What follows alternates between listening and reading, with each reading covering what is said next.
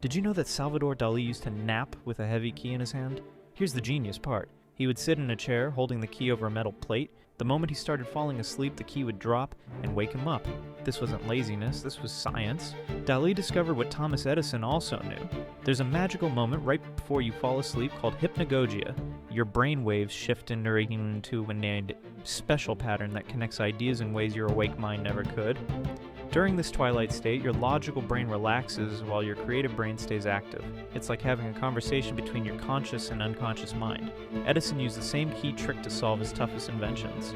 He called it genius gap thinking. Scientists now know that this state produces theta brain waves that boost creative connections by up to 40%. You can try this tonight. Hold something that will wake you as you drift off. In those few seconds before sleep, think about a problem you're facing. Your brain might just surprise you with the answer.